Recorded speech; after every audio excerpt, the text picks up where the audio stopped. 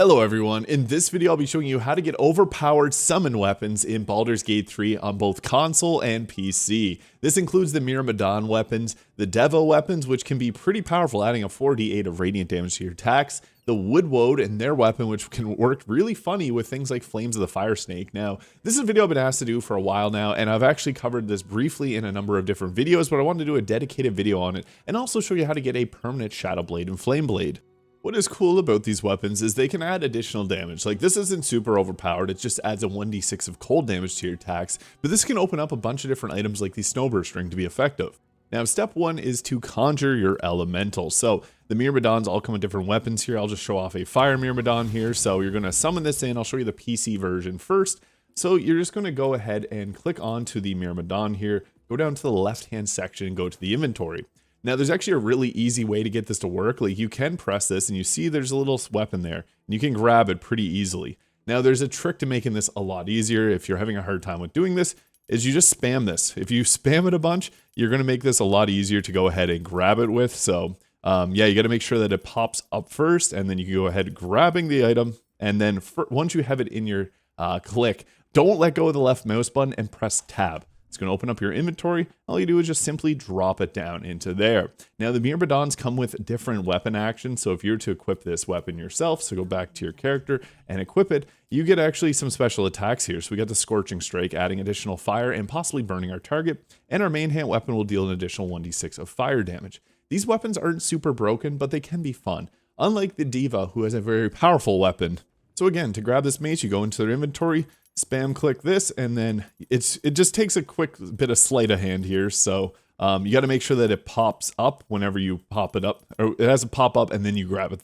And again, once you grab it, like, you can try to drop it, but they can't be unequipped. However, again, you can just go ahead here and drag it into your inventory. So once you get to grab a hold of it, just pop her down there and boom, you got yourself a mace. Now, what's crazy about the mace is it's high damage. It adds an additional 1d4 or 4d8 of radiant damage on top of the damage that it already does. And this can get pretty nutty.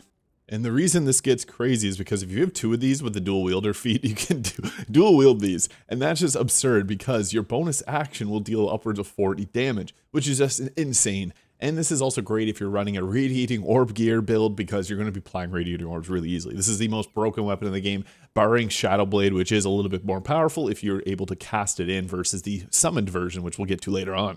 Now, if you want to do this on console, you do have to pay a little bit of a price. So whenever you go over into the console mode here, the first thing we're going to do, we got to first find an item. Now, what works silly with this is it's actually items that Gale can consume. So a lot of these will be Act 1 items, and a lot of them are ones that you don't want to use, but there's weapons like Fowler or Louvre, which actually work here. So what you're going to do is you're going to go with the item here, and you're going to just drop it.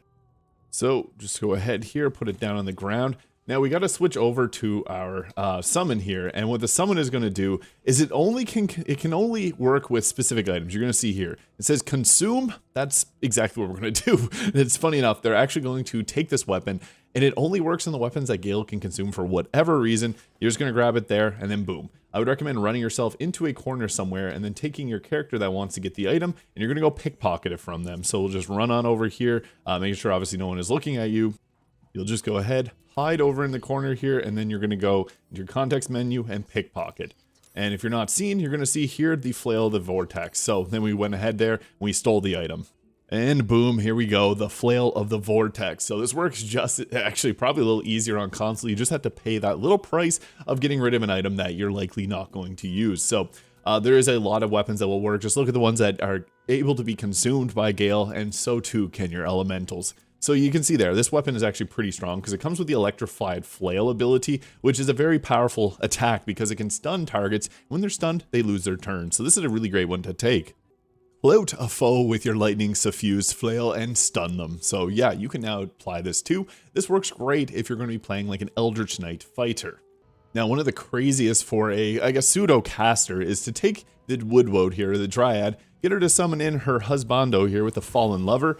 And then with that Woad there, you can do that same trick I showed for console or for PC, and it'll work well. So if you want to consume a weapon on the ground, you can do that. Or you can just simply go into their inventory here and then spam this button and try to grab it. So yeah, you can go ahead with stealing this item here. And what it'll do is actually, it has a pretty crazy ability. For the record, you can also steal this organic shield, although I would not recommend it. So if we take the weight of the 4 elements monk, which is previously like a pretty mid class, with the fangs of the fire snake here, this actually can trigger damage riders to apply multiple times, which you'll see. So as you're going to see, this gets insane with the amount of damage. Also kind of funny, Halson's picture, or Minsk's picture updated with the weapons here. But what you're going to do is make sure that you have this equipped. You can equip a second one, and we're going to throw in the Sparkle Hands, which is a pretty good weapon for, or item for the monk here, which gives them 2 lightning charges on hit, which is going to be crucial here with getting insane damage numbers. You can also add in things like Caustic Band or Shadow Cloak Ring there, but what we're going to first do is we need to get ourselves an unarmed attack. This counts, so we'll just go ahead here, even though we have the disadvantage. You can see lots of numbers there. It's going to get insane, and then we'll, likely be able to take him out on the next attack here, because now we have the lightning charges, the damage gets crazy. So looking into it, you can see yeah, this is the one attack. So unarmed attack 6215181918191 damage on that attack. It gets pretty nuts. And mind you, this is even not using Tavern Brawler. You can grab a bottle of strength here as well as the Tavern Brawler feat to make this even crazier. And we'll bring the boom with the fangs of the fire snake once again there. Yeah, not having the greatest chance hitting him, but yeah, that's a lot of damage. It did 71 damage on a single attack there.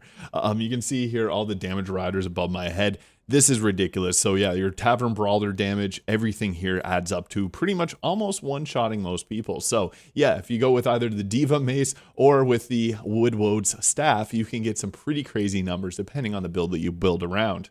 And to get a permanent shadow or flame blade, you're going to grab a hireling here. It doesn't really matter who. Now, there's a couple steps that you got to keep in mind to make sure that this will work properly. We got to give them some items so they actually have an inventory, because this is crucial to this working. So you're just going to take them here, level them up. I just recommend grabbing a hex blade or something like that that's going to get shadow blade in their spell list, or I guess the Eldritch Knight too. The Eldritch Knight can take this at level 8 here, so Shadow Blade. We don't really want to upcast it because it's not going to keep the upcast version. The max we can get here for a permanent Shadow Blade is a 2d8. So again, all you have to do, summon in that Shadow Blade, and then she's going to have that weapon. You just go over to your main character, talk to Withers here, and just dismiss the hireling. So what you're going to do is talk about hirelings, dismiss them, and then you're going to, I would exit the conversation with Withers, leave here, talk to him again, go into talking about hirelings, and then what we're going to do is recruit the exact same hireling back. So if you put a bunch of different character customizations, it's going to be wiped off. You'll have to do that all over again, but just go make sure you grab the same character here and just go ahead with grabbing them.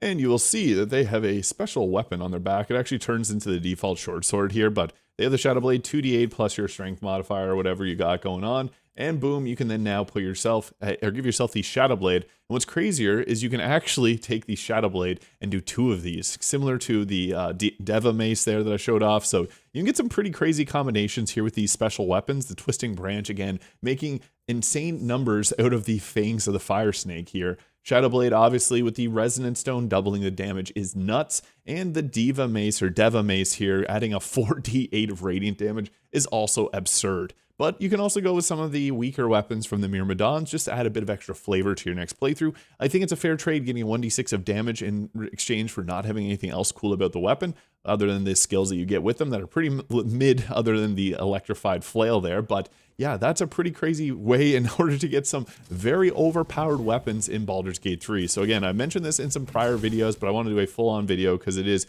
absurd how high the damage can get with this. So let me know if you found this video useful. Hit the subscribe button below if you enjoyed, and I hope you have a great day, and we'll catch y'all in the next one.